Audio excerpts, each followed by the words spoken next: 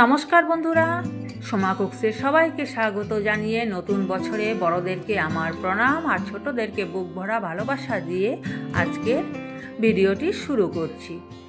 তবে আজকের ভিডিওটি হচ্ছে কাঁচা আম দিয়ে মটর ডালের রেসিপি।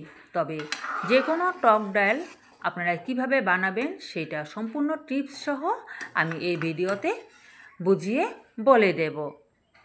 তবে আমার সঙ্গে থাকুন, ভিডিওটি স্কিপ না করে পুরো ভিডিওটা দেখার অনুরোধ রইল।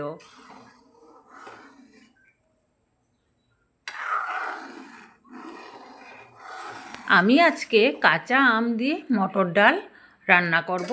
তবে যে কোনো টক ডালেই রান্না করার একটা নিয়ম আছে, সেই নিয়ম মতো রান্না করলে কখনো ভুল হবে না, কখনো কোনো অসুবিধা হয় না। এখানে আমি মটর ডালটাকে ধুয়ে আমি একটা পাত্রে রেখে নিয়েছি আমি একটা কাঁচা আম আর নিয়ে নিলাম কয়টা কাঁচা লঙ্কা। তবে এবার আমি ডালটাকে কি করব, একটা প্রেসার কুকারে দিয়ে দেব।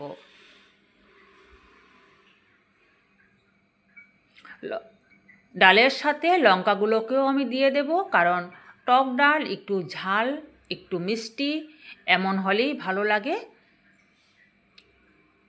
ডালগুলো আমি এখানে প্রেসার কুকারে দিয়ে দিলাম। আমি ডাল নিয়েছিলাম ছোট চায়ের কাপের 1.5 কাপ। আপনারা যে যেমন পরিমাণে খাবেন সেই পরিমাণ মতো আপনারা রান্না করে নেবেন। এই যে ডালগুলোকে এখানে দেওয়ার পর ওর মধ্যে আমি পরিমাণ মতো জল দিয়ে দেব। তবে জলের পরিমাণটা আমি বলে দিচ্ছি। জলটা দেবেন ডালের উপর থেকে 1 কর, এই যে হাতের আঙ্গুলের 1 কর জল দেবেন। দিয়ে নুনটা কিন্তু এখন দেওয়া হবে না, নুনটা আমি দেব পরে। এবার গ্যাসে এই যে ডালটাকে একদম নিভি আঁচে করে রেখে আমি 2টা হুইসেল দিয়ে নিয়েছি। তারপর ঠান্ডা হয়ে যাওয়ার পর আমি প্রেসারের ঢাকাটা খুলে দিলাম। ডালটা দেখুন আমার সুন্দর সেদ্ধ হয়ে গেছে। আর ডালটা কিন্তু নতুন ডাল ছিল এটা। যদি পুরনো ডাল হয় তখন আবার একটু সেদ্ধ হতে দেরি হয়, সেই বুঝে আপনারা সেদ্ধটা করে নেবেন। দিয়ে দিলাম এবার আমি পরিমাণ মতো নুন আর হলুদ গুঁড়ো দিয়ে এবার ডাল ঘুটনির সাহায্যে ডালটাকে আমি ঘুটে নেব। তবে খুব সুন্দর মিক্সড হয়ে যাবে। ডালটা আমার ঘোটা হয়ে গেছে। এবার আমি প্রেসার কুকারটা অন্য একটা জায়গায় সরিয়ে নেব। নিয়ে এই যে দেখুন ডালের ঘনত্বটা দেখুন। এবার চুলায় আমি একটা কড়াই বসিয়ে দিচ্ছি। কড়াইতে দিয়ে দিলাম সর্ষের তেল। তেলটা গরম হয়ে যাওয়ার পর 2টো শুকনো লঙ্কা আমি এখানে ছিঁড়ে দিয়ে দিয়েছি।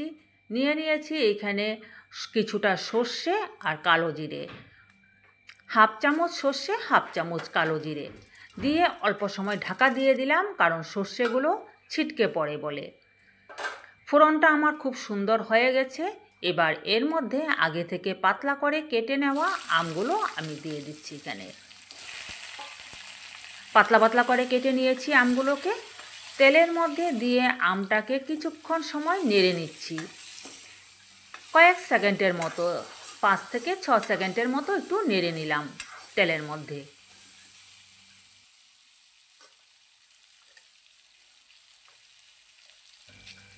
কিছুক্ষণ সময় নেড়ে নেওয়ার পর সেদ্ধ করে রাখা ডালগুলো আমি এখানে ঢেলে দিয়ে দিচ্ছি।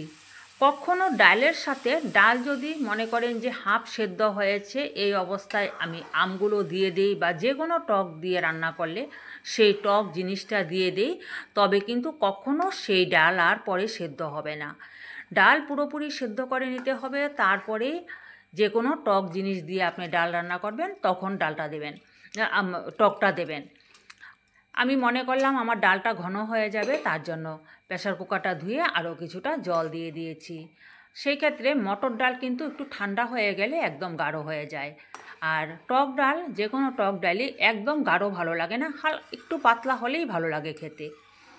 এবার টকবক করে আমার ডালটা সেদ্ধ হোক। দিয়ে দিচ্ছি 1/2 চামচ চিনি, কারণ টক মিষ্টি ঝালেই ডালের স্বাদ বাড়িয়ে তোলে। এবার ডালের মধ্যে যে ফেনাটা দেখতে পাচ্ছেন সেই ফেনাটা যতক্ষণ না চলে যাবে ততক্ষণ পর্যন্ত কিন্তু আমার রান্নাটা কমপ্লিট হয়নি। রান্নাটা হয়েছে কিনা সেটা বোঝার জন্য ডালের উপরে যে ফেনাটা ভেসে উঠবে সেই ফেনাটাকেই লক্ষ্য রাখতে হবে। এই যে দেখুন, আমার ডালের মাঝখানে কিন্তু ফেনাটা এখনও রয়ে গেছে, ডালটা আমার এখনও হয়নি।